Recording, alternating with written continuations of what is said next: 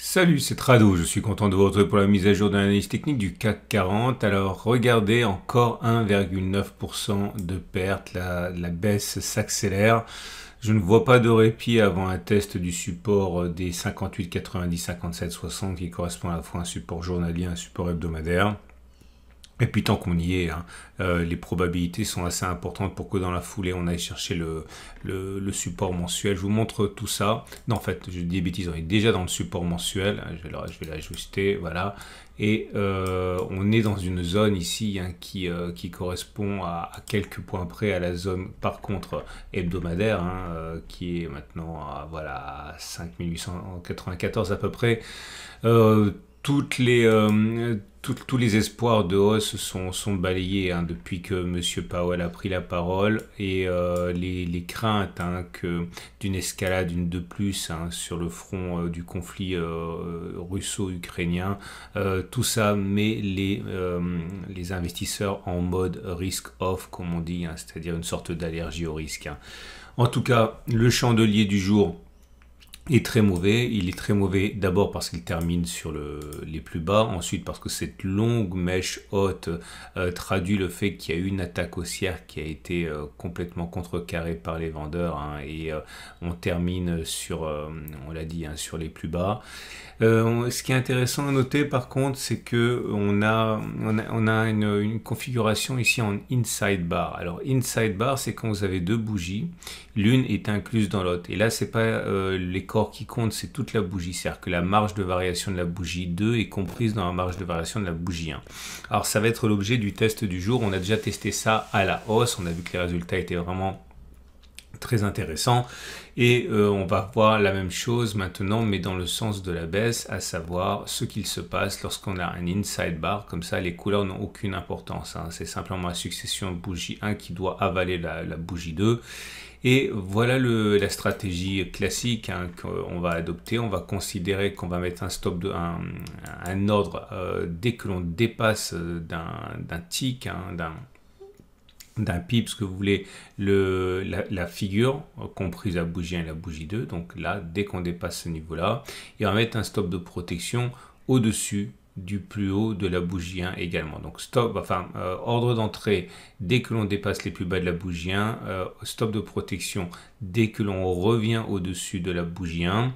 Il faut que le signal soit donné, donc la bougie suivante, et il faut que l'on atteigne au moins un objectif correspondant à l'amplitude de la figure. Donc clairement, on va viser la distance de 2,01 vers le bas, une fois et puis deux fois. Je vous montre un exemple tout de suite qui a bien fonctionné. Comme vous pouvez le voir ici, on avait une bougie 1 dont les marges de variation avalent complètement les marges de variation de la bougie 2. On est rentré sur cette bougie, sur la troisième bougie ici, hein, sur le jour suivant. Le stop de protection, il était à 1,39. Est-ce qu'on a d'abord fait moins 1,39 ou d'abord plus 1,39? Et vous voyez, on a fait moins 1,39, deux fois moins 1,39, etc. Donc c'est un double succès, 2 pouces verts. Maintenant, je vais vous montrer un exemple qui n'a pas fonctionné aussi bien. Là aussi, ça a fonctionné. Alors attendez, je cherche un exemple qui n'a pas bien fonctionné. Vous voyez que c'est assez rare, hein, parce que très souvent on a des inside bars qui ne sont pas déclenchés par le bas mais par le haut. Donc ça ne nous intéresse pas. Et voilà encore un succès ici. Voilà, voilà un double échec, ça m'intéresse. Comme vous pouvez le voir ici, la bougie 1 avale complètement la bougie 2. Le signal a été donné lorsqu'on a franchi ce niveau-là. Mais on est revenu et on est venu déclencher notre stop de protection ici, donc au-dessus un tick au-dessus du plus haut de la bougie 1, donc c'est pour ça que c'est un double échec. Vous voyez, c'est très très simple. Et je fais ici défiler à présent. Je vais défiler. Donc un double échec. Vous voyez comme c'est rare, hein. Donc triple succès. Là on a atteint une fois l'objectif mais pas deux fois l'objectif. Je continue de faire défiler. Et voilà. Désolé, c'est un petit peu ennuyeux. C'est bientôt terminé. C'est important cette phase, hein, parce que comme ça, vous pouvez éventuellement aller au ralenti et vérifier que je ne me sois pas trompé. Et je pense qu'on est toujours pas bon. J'ai fait 44 occurrences. Je ne sais pas pourquoi je me suis endormi sur la souris, mais normalement c'est 30 et c'est pour ça que c'est un petit peu plus long. Ça y est, on a nos 44 occurrences et voilà le bilan. Donc sur les 44 occurrences qu'on a montrées, on est monté jusqu'en 2000. Hein, donc vous voyez, c'est un signal quand même qui est quand même assez rare. Et si on vise une fois l'objectif, c'est-à-dire une fois le risque, eh bien, on a 23 succès et 21 échecs. Autrement dit, 52% de succès, 48% d'échecs. Autant dire que c'est quasiment une chance sur deux. Donc, c'est pas un setup qui pourrait s'avérer très efficace, hein, puisqu'on aurait gagné en pari en 1000 € par trade. On aurait gagné 23 fois 1000 et perdu 21 fois 1000. Donc, globalement 2000. Mais bon, on a vu, hein, c'est quasiment une chance sur deux.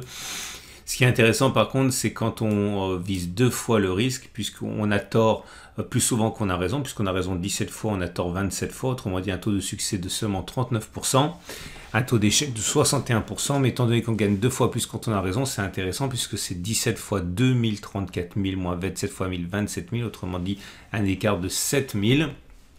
Donc ça veut dire que la stratégie, si le backtest était valable, et il n'est pas valable parce qu'on ne peut pas établir de loi sur 44 occurrences, s'il l'était, eh bien si on veut avoir raison, c'est pas forcément la meilleure façon de faire, hein, puisqu'on a à peu près une chance sur deux d'aller faire la distance 1,96 vers le bas, avant de faire 1,96 vers le haut, mais on peut quand même gagner de l'argent puisque on gagne, on l'a vu 2 fois plus en visant 2 fois 1,96 vers le bas.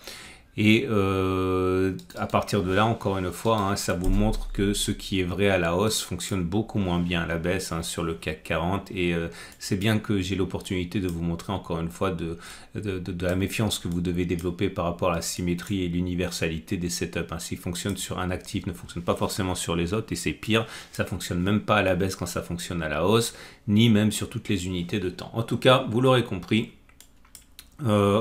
Continuer la baisse et perdre encore 2% n'est pas lunaire au regard de ce qu'on vient de tester. Hein.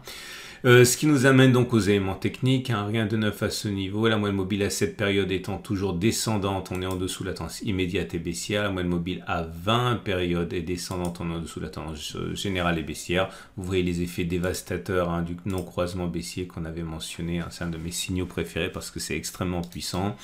La moyenne mobile à 50 jours est toujours plate, on est en dessous de la tendance de fond est plutôt neutre. La moyenne mobile à 200 jours est descendante, on est en dessous, donc la tendance de long terme est baissière. Et attention, les bandes de Bollinger sont telles qu'on vient d'inscrire un T1, une première clôture en dessous de la Bollinger inférieure. Ce qui veut dire qu'on a plus d'une chance sur deux, hein, de faire un T2, d'avoir une deuxième clôture en dessous de la Bollinger inférieure. Mais ça ne fonctionne pas aussi bien qu'avec les T2 lorsqu'on est au-dessus de la Bollinger supérieure, on l'a déjà testé. Et ce qui nous amène donc, pour terminer, l'Ichimoku, pardon. L'Ichimoku est toujours neutre, hein, avec un nuage qui twist, qui retwist, etc. Bref, tant que le nuage sera comme ça en dérive latérale, on sera en tendance neutre. On va donc terminer avec les trades du jour. Et bon, vous l'aurez compris, hein, si vous voulez spéculer à la baisse, vous pouvez faire ce qu'on vient de tester, à savoir viser moins 96 vers le bas, x2. Okay, mais attention, hein, vous aurez raison, si le test était valable et il ne l'est pas, vous n'auriez raison même pas 40% du temps. Hein, donc il faut vraiment comprendre que vous vous tromperez plus souvent que vous avez raison, mais c'est une stratégie qui, appliquée encore et encore, sur le long terme, peut s'avérer lucrative. Si vous voulez acheter, on devient bon là. Hein. À titre personnel, je vais d'ailleurs considérer l'achat. Je pense qu'on va aller chercher le bas de cette zone. Alors ça, c'est pas pour demain, donc je vais me laisser le temps de réfléchir un petit peu. Mais si d'aventure on devait aller chercher le bas de cette zone là, les 3790 à peu près, ce qui m'intéresse, c'est voilà, cette zone des 3700, enfin pardon, 5790. Cette zone m'intéresse pour acheter pour du trading plutôt de court terme. Hein. Donc bon, allez, je le dis qu'au cas où on sait jamais, au cas où ça se produirait demain, si on va chercher, je vais donner un chiffre rond, le plus bas ici. Si on va chercher les 5793, j'achèterai Mais attention, avec un stop de protection assez large, parce qu'il risque d'y avoir des réactions épidermiques. Donc je mettrai un stop vers 5600 et puis je parierai sur un rebond. Mais je crois pas que ce sera pour demain. Voilà. On termine avec l'intraday et je vous donne un exemple de trade qu'on peut faire demain, par exemple, en utilisant l'ATR. Donc je pense qu'on va descendre demain, je pense qu'on va aller chercher cette zone 5895, 5075, donc voilà comment on pourrait faire.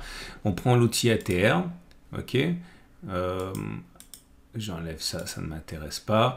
Imaginons que je décide d'acheter à 5880, donc je prends 5880 et j'enlève la valeur d'un ATR au moment où on y sera. Imaginons qu'on soit sur les niveaux actuels, c'est juste un exemple de toute manière, j'enlève ça. Imaginons qu'on soit ici, on sera donc à 34, donc j'enlève 34. Ça fait un stop de protection à 5846. 5846, ça veut dire que, voilà, on sera à peu près ici pour le stop de protection. Ça me semble pas mal. Et viser au moins la même distance, mais au-dessus. Donc, viser, c'est un exemple, hein, je caricature, je ne fais pas ça précisément. Imaginons que le stop de protection soit à 0,6%. Je vise au moins 0,6% au-dessus. Voilà, ça peut être pas mal à mon avis. Je vous souhaite une excellente journée. Je vous rappelle que si vous voulez trader avec mon partenaire IG en utilisant des Turbo 24 ou des CFD, vous avez un lien de découverte juste à la fin de cette vidéo pour en savoir davantage. Je vous souhaite une excellente journée et je vous dis à ce week-end pour plein de vidéos.